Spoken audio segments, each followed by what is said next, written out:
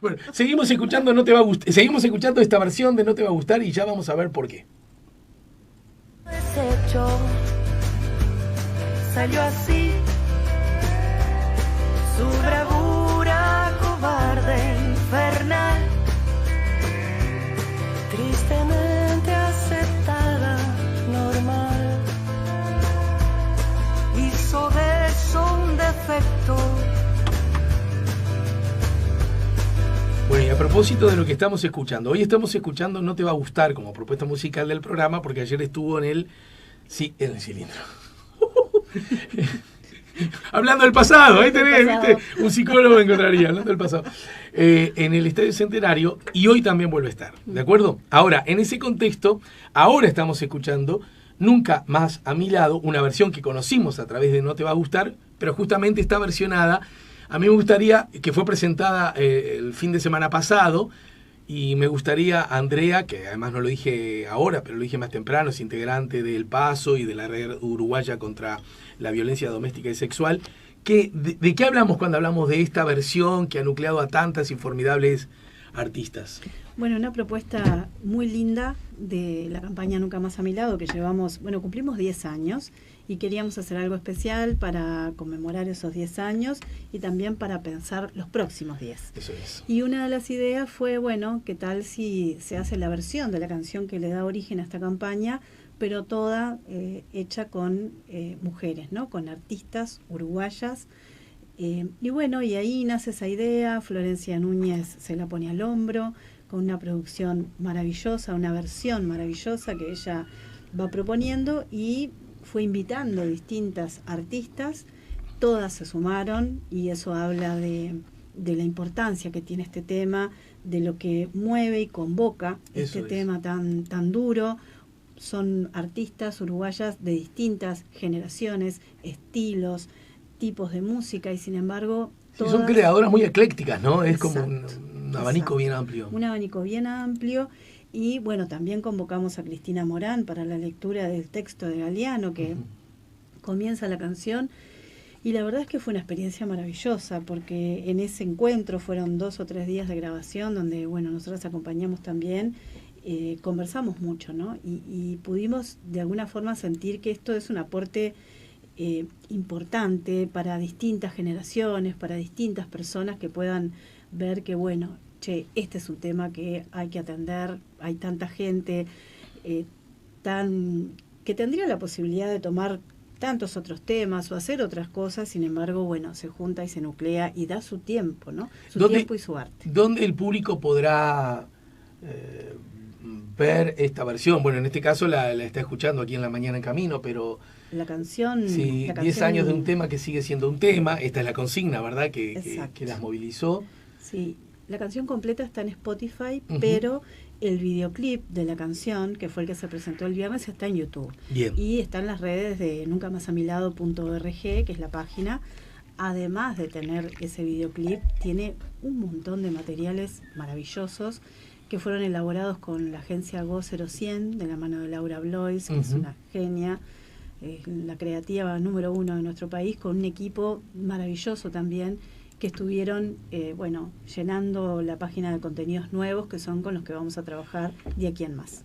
He escuchado, a propósito de esta herramienta, he escuchado que tiene como una implícita intención, por supuesto, de llegar al mayor número de personas, y vos corregime si le estoy errando, con fuerte énfasis en los más jóvenes, ¿no? Y acá es donde me obligo a detenerme para que reflexionemos contigo acerca de, distintas formas de violencia doméstica y sexual que suele tener como las grandes víctimas a los niños, a las niñas, a las adolescentes y a las mujeres.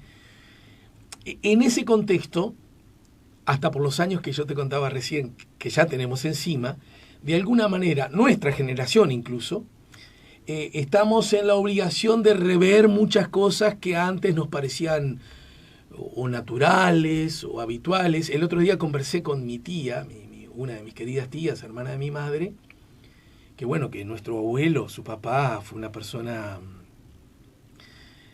muy violenta, alcohólica, ¿no? Entonces tomaba, y apenas tomaba se desataba el caos en la casa, con las violencias permanentes y constantes y agravadísimas según pasara el tiempo, ¿verdad? Y mi tía divina, pobre, la abrazo, la saludo. Ella me decía, con mucha paz, yo pensaba que eso que nos pasaba a nosotros, pasaba en todas las casas. Que los padres se emborrachaban y pegaban a su esposa y a sus hijos, Sí. y los insultaban. Yo pensaba que así era la vida. Entonces, bueno, hablando de las libertades, claro, ¿por qué vas a suponer que la vida es distinta? Sí, lo que quiero decir es, puedo abrazar la idea de que nuevas generaciones entienden que el vínculo entre los seres humanos se debe desarrollar, se desarrolla, se tiene que desarrollar para el bien de todos, de otra manera.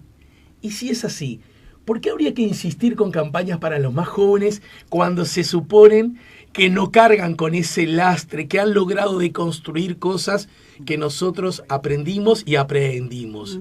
¿O es que ni tanto ni tampoco? ¿Dónde estamos parados, Andrea? Bueno, yo te diría, contestaría esa pregunta con un sí, pero, ¿no? Pero cuando nos ponemos a ver qué es el bien común, cuáles son las cosas que van pasando en las relaciones de pareja, ahí las cosas empiezan a complicarse, ¿no? Ajá. O sea, creo que todas las personas hoy tenemos una mirada de los derechos humanos, de parejas donde no existan situaciones de violencia, donde, bueno, todos estamos de acuerdo con la igualdad, con los derechos humanos. Sin embargo, después, en la vida cotidiana, las cosas van cambiando. Y cuando los adolescentes empiezan a tener sus primeros vínculos de pareja o cuando ya establecen relaciones más sólidas, aparecen con mucha fuerza todas esas ideas que les seguimos transmitiendo. Les seguimos transmitiendo en la crianza, en la cultura, en cómo está establecida nuestra sociedad. En algunos casos, esas ideas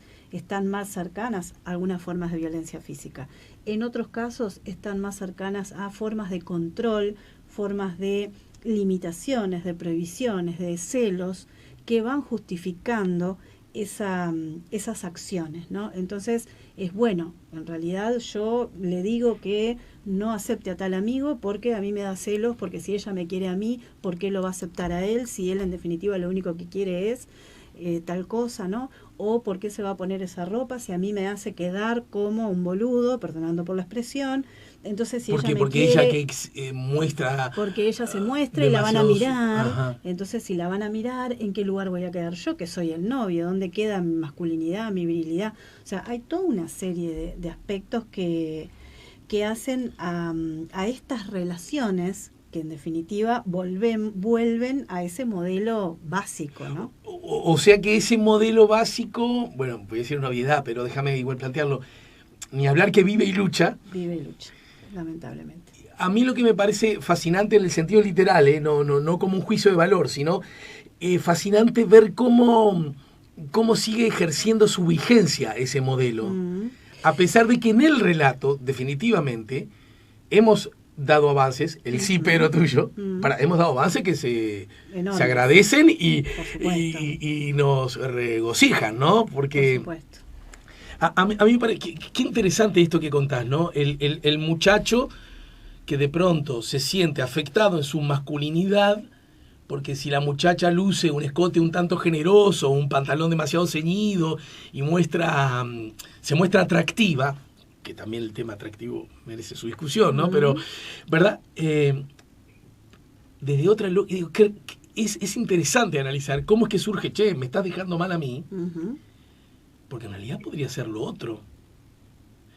Che, ponete bien linda, que quedo bien yo. También, eso también sucede. Y eso también encierra una mirada de cosificación, hacia la propiedad. ¿Se entiende por qué digo que... No estoy diciendo nada nuevo.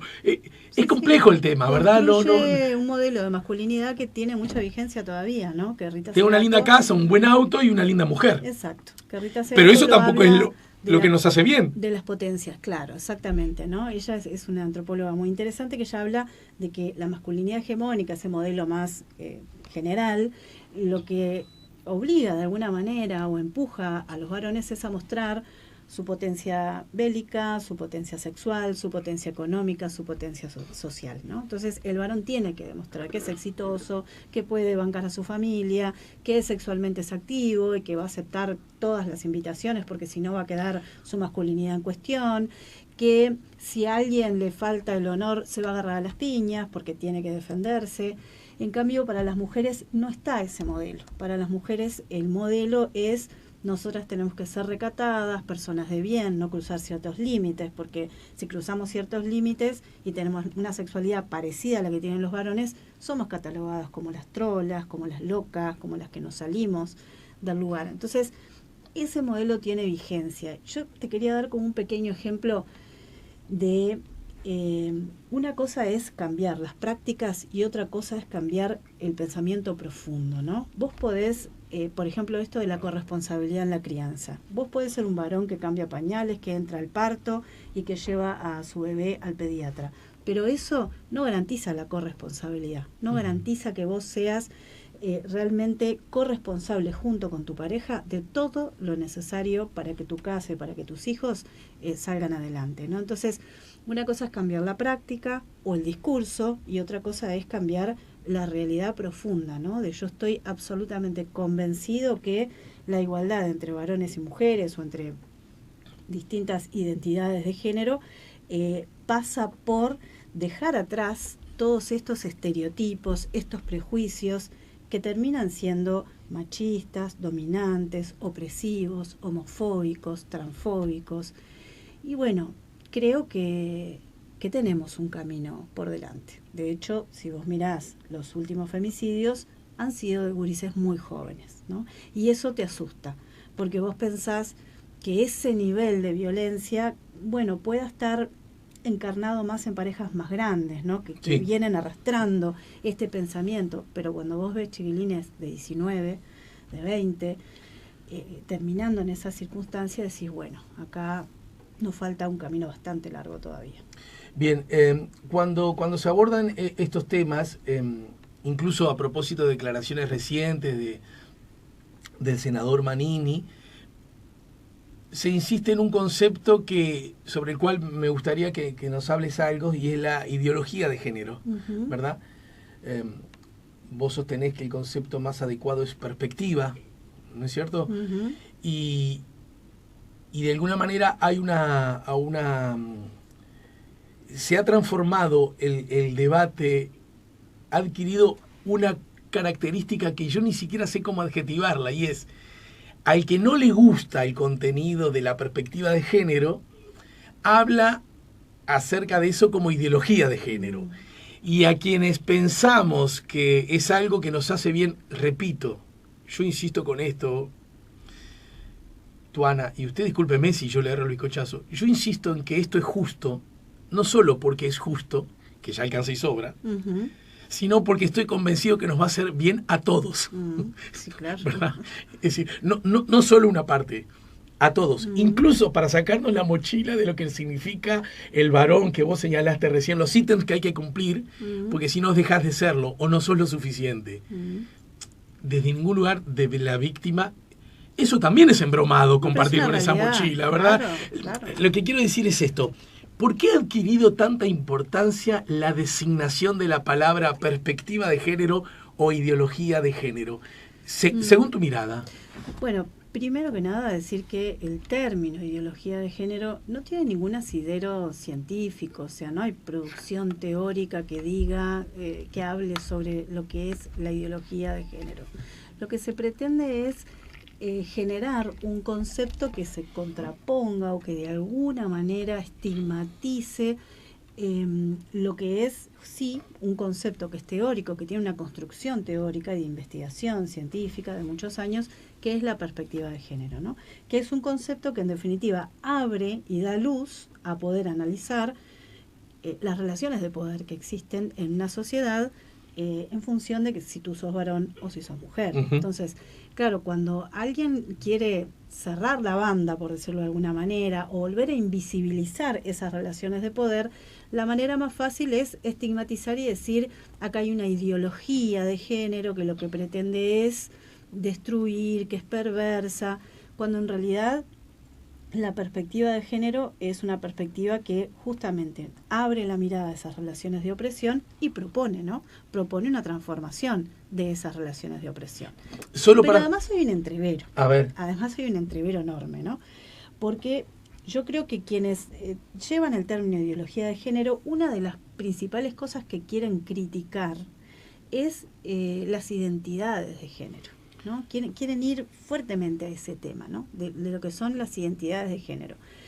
Entonces entreveran lo que es la perspectiva de género quizás con otras miradas que tienen que ver con la heteronormatividad obligatoria, con el binarismo, ¿no? Esto de pensar la sociedad y los humanos en dos cuerpos y en dos sexos, cuando hoy hay todo un cuestionamiento sí. de que no necesariamente, ¿no? Que la construcción de cuerpos de varones y de mujeres es una construcción cultural y que existen otras identidades que no responden a ese binarismo. Entonces, me parece que es ahí donde hay mucha resistencia. Cuando se profundiza en esto que acabas de decir, cuando se lo visibiliza, cuando se lo estudia, es como casi inevitable que surjan argumentos que podrían resumirse en esta u otra frase similar. Pretenden destruir los vínculos tal cual los hemos conocido hasta ahora. Ustedes son unas mangas de resentidas que quieren destruir la familia. Son antihombre, antivarón, ¿verdad? Hay como una especie de catarata que viene atada a esos...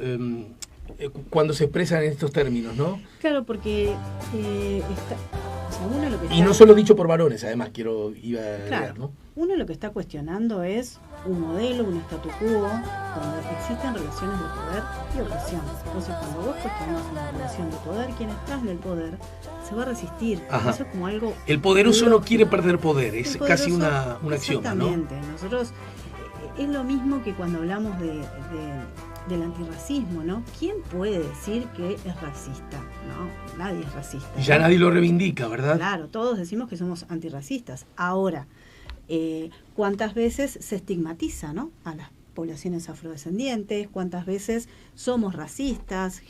¿Cuántas veces no legislamos, ¿no? Pensando que existe ese racismo estructural que es algo bestial, ¿no? Que viene desde la esclavitud, etcétera. Entonces, con este tema es igual. Quienes utilizan el término ideología de género dicen, no, los derechos está todo bien. No, los derechos no está todo bien, porque la perspectiva de género justamente lo que hace es mostrar que los derechos de los varones y de las mujeres no están en pie de igualdad, digamos, sino que las mujeres estamos en una situación de discriminación, de desigualdad, de opresión, se nos mata por ser mujeres.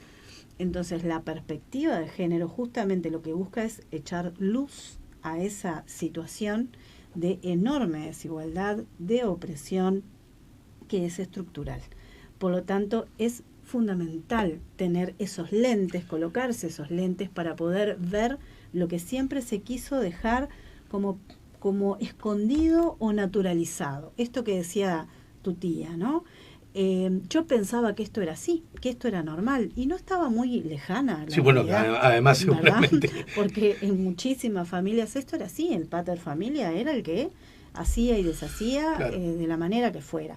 Entonces, de pronto tenías suerte y no era una persona con una patología ni psiquiátrica, ni violenta, ni chupaba alcohol, ¿verdad? Sí. Y de pronto era naturalmente amoroso. Y tenía otra mirada, ¿no? Y tenía una mirada distinta, un comportamiento distinto, exacto, ¿verdad? Yo que sé, el padre de las Luisi, ¿no? Que él las impulsó, claro, a estudiar, a ser universitarias, a pesar de que en ese momento una mujer en la universidad era algo impensable. Un viejo amigo ya muerto, padre de una querida mujer de la que yo fui pareja, estoy hablando literalmente del siglo pasado, él me contaba que cuando en su grupo de amigos alguien de ellos tenía una hija, le decían, Luisito tuvo una hija, como quien... algo despectivo, ¿no? Pero claro, como que, sí, no sé. Sí, absolutamente. Entonces, bueno, sin lugar a dudas se ha avanzado de todo eso, pero se ha avanzado gracias a una lucha, no a un reconocimiento de los derechos humanos porque, bueno, ahora nos parece que sí, que esto está bien, sino que ha sido gracias a una lucha de las personas que lo han sufrido, que hemos sido las mujeres históricamente. Y la perspectiva de género ha traído, ha generado una construcción teórica que te permite fundamentar. No es que a mí me parece que esto es así o a vos te parece, no es una cuestión de opinología, es una cuestión de el estudio de una realidad, ¿no? De una realidad histórica, mundial, de lo que son las relaciones de discriminación, de opresión y de poder. Por eso yo creo que hace tanto ruido, genera tanta mella esta perspectiva de género, porque pone en evidencia, ¿no? Entonces, ¿cuál es la familia que cuestionamos? La familia que cuestionamos es la familia donde se naturaliza la violencia, la dominación, el sometimiento, el maltrato físico hacia los niños, el abuso sexual hacia los niños, los golpes, los controles y el sometimiento del varón hacia la mujer. Esa es la familia que cuestionamos y esa es la que queremos transformar.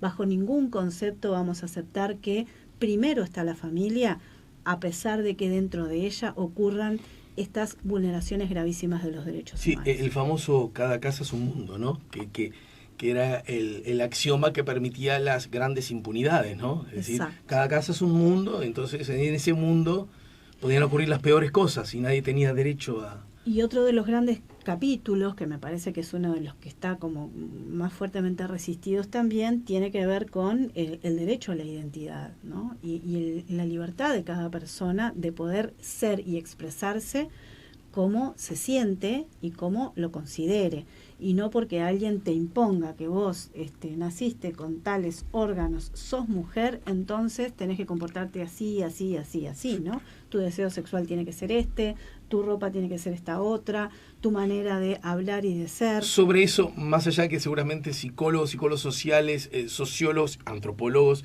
nos pueden dar explicaciones, muchas, diversas quizás, ¿no? ¿Por qué alguien que de pronto tiene órganos sexuales de un género y se siente del otro, por qué habría a una persona que no es esa, por qué habría de molestarle, de indignarle, qué decir, qué nos mueve, que nos permite salir a la calle y decir, no, vos sos, bla, bla? ¿Se entiende qué es lo que nos estaría tocando? Porque... ¿sabes lo que no quiero, Andrea? Que estos temas siempre terminan diciendo, entonces porque sos un reaccionario tal por cual, porque en definitiva, eso igual no cambia la realidad. No. Es más, probablemente abroquele mucho más una forma de pensar y una forma de ver el mundo y una forma de ver a la otra, al otro, ¿verdad? Es decir, ¿por qué será? Bueno, es lo mismo que la homosexualidad, ¿no? Bueno, que hay personas que no pueden tolerarlo, ¿no? Entonces vos decís, bueno, ¿qué pasa, no? Yo creo que es como todo, son cosas que se han ido estableciendo, imponiendo, naturalizando, se muestra ese modelo y entonces a uno le parece que eso viene con los genes, y en realidad no viene con los genes, ¿no? No es una cuestión biológica, es una cuestión impuesta, cultural.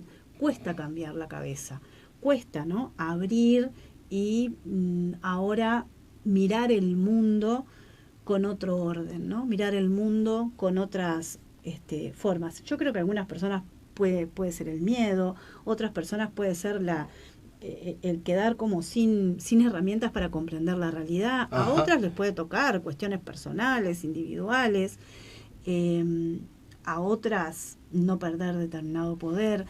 No sé exactamente por qué tanta virulencia, ¿no? Y por qué no podemos respetar las libertades individuales, ¿no? Y de que cada persona pueda comportarse, sentir, vivir, desarrollar su vida, obviamente, ¿no? Sin generar ningún daño a los demás. ¿Por qué esa virulencia y esa cuestión tan, bueno, de estar tan en contra de estas cuestiones, ¿no? Pero es así. Se comunica a través del chat Isabel Langelotti. Dice, gran abrazo para Andrea y equipo, gracias por tanto. A propósito, dos últimas. podrían ser muy largas el abordaje de cada de estas cosas, pero bueno, vamos a hacerlo en versión corta. Una, cuando se habla mucho de estos temas, muchas veces se pone como generando una debilidad acerca del genuino reclamo, de la genuina mirada, el hecho de que son discursos, relatos, reflexiones subvencionadas, financiadas por poderes internacionales que vienen del primer mundo. Estás, supongo, muy acostumbrada a escuchar este tipo. Bueno, primero, es cierto, la financiación de estas organizaciones, de pronto alguna que tú integres, viene de estos organismos o financistas internacionales.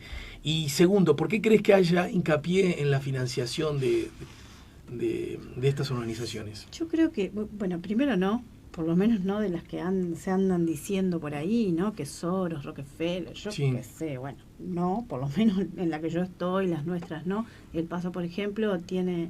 La ONG El Paso. La ONG El Paso, el 90% de la financiación es del Estado, ¿no? Nosotros tenemos convenios con INAU, con IMujeres, con la Intendencia de Montevideo, o sea, nuestro financiamiento prácticamente. Tenemos algún proyecto puntual con la Unión Europea, que ahí uno puede decir, bueno, ¿quiénes son los que están detrás de la Unión Europea? Sí, porque estamos hablando de los países, ¿por qué ¿no? la Unión Europea estaría interesada en que...? ¿Por qué, no? Bueno, estamos hablando de la Unión Europea, son los países, ¿no? Claro, porque puede decir, ¿por qué estaría la Unión Europea interesada en que el hombre deje de pegarle a la mujer? ¿Por qué será? Bueno, a lo mejor porque está mal y la Unión Europea quizás ha avanzado un poco más rápido y con más tiempo sobre esos temas, ¿no?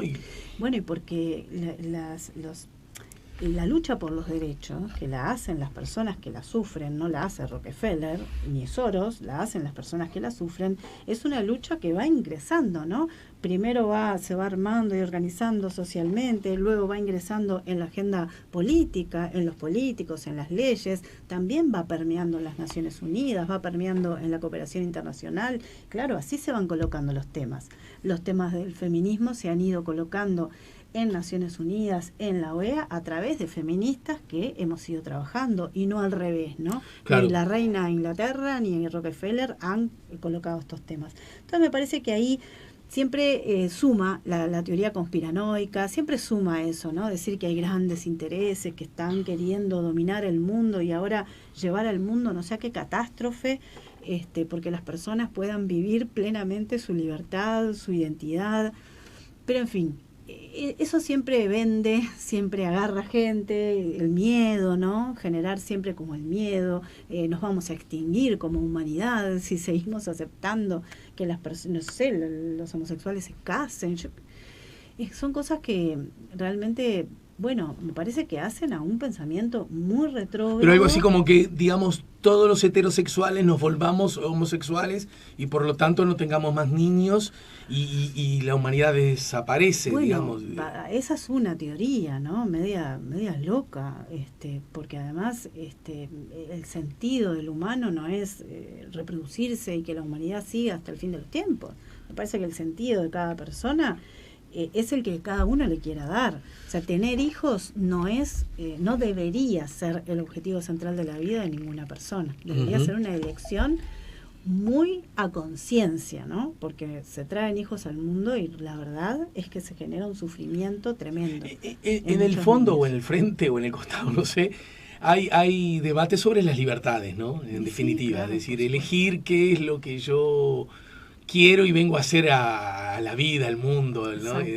Eso me parece... Que hay algunas cosas que vienen ya muy marcadas, sí, ¿no? Soy de los que cree igual, esto no lo digo no lo digo desde ningún lugar para...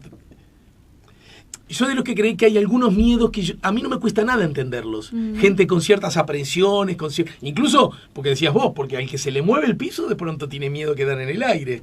Y aunque el piso no sea bueno, ese piso apriete a otros, bueno, es mi pisito, ¿no? Es el que el mundo me dio, no me muevas de acá, papá, porque te peleo, ¿verdad? Seguramente hay algo de eso. Para terminar, y repito, cada uno de estos temas nos da para mucho. Vi un posteo tuyo acerca del caso María no se va, ¿verdad? El caso que se conoció bajo esa consigna.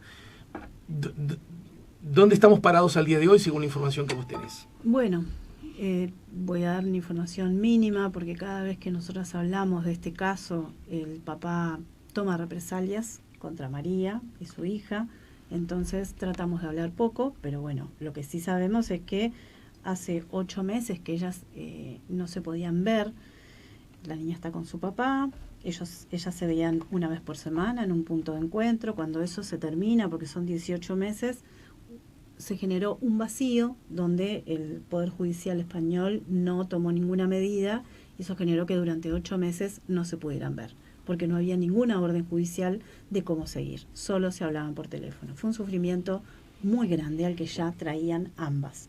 Ahora están habiendo, bueno, nuevas audiencias y ha habido un cambio, pudieron verse una vez y ahora, bueno, están en ese proceso de intentar ver si se puede cambiar este régimen, ¿no? De que la mamá solo pueda ver a su niña un día a la semana. Así que estamos con esas expectativas. Ajá. El posteo tiene que ver con el abogado defensor, Uh-huh. Que es el mismo abogado que posteó él sobre esta apología del delito. Yo les hubiera disparado al pecho a los trabajadores que estaban haciendo la movilización en Tres Cruces. Bueno, Recordemos, ese abogado ofició de abogado defensor del papá de la niña. no, abogado defensor de la niña acá en Uruguay. Ajá. Es más grave. Es cierto, fue aquel abogado, sí. Es más grave porque, bueno, nosotros Lo pregunto porque denunciamos. yo recuerdo que el papá de la niña en su momento tuvo representación legal Sí, aquí, también ¿no? aquí. ¿Es cierto? Sí, tuvo representación legal acá, la niña tuvo su representación legal, que es este señor abogado, bueno, y la madre tuvo la suya particular. Uh-huh. María. María tuvo la suya. Y es grave porque, bueno, nosotros denunciamos, dijimos cuál era su pensamiento, cómo había actuado, la desprotección en la que había dejado a la niña, cero perspectiva de género, cero formación en violencia. ¿Y por qué dio él con el caso?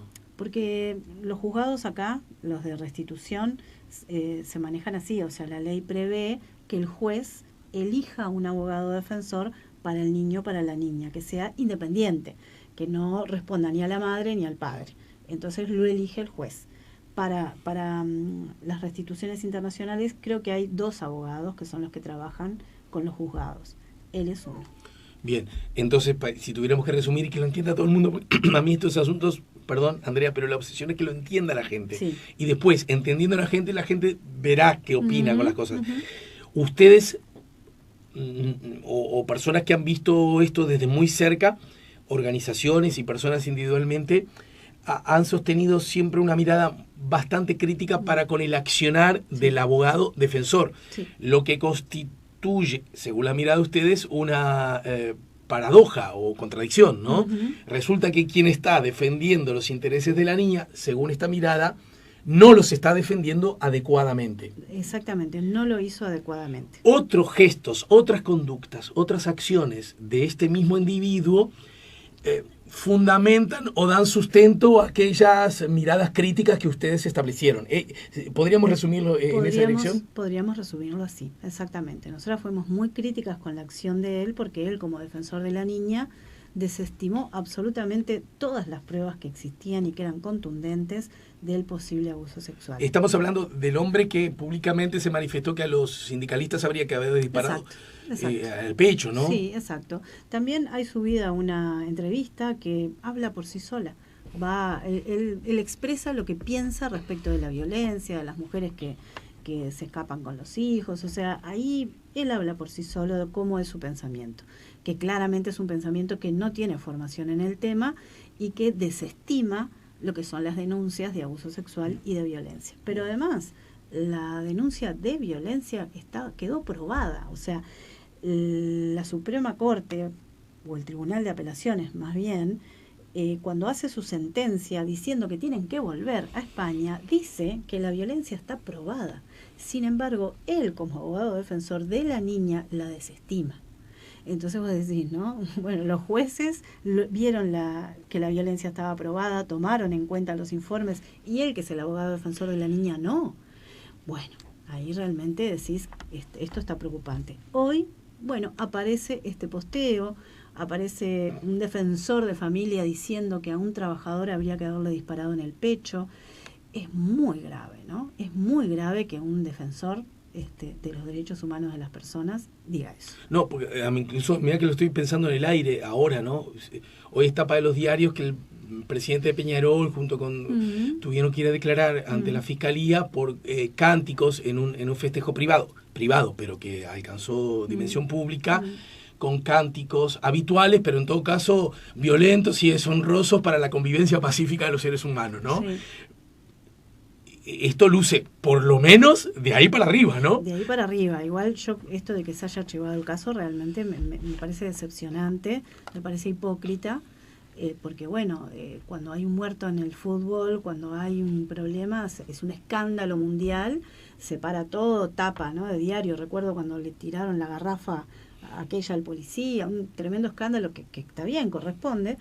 Todo el mundo hace mea culpa, pero después seguimos cantando. Y si alguien lo reivindica, tú decís que se minimiza. Y claro que se minimiza. ¿Cómo vos vas a ser un dirigente y vas a hacer un cántico violento contra el otro cuadro? O sea, ¿dónde estamos? Estamos en el circo romano, ¿no? Donde que lo comas, león.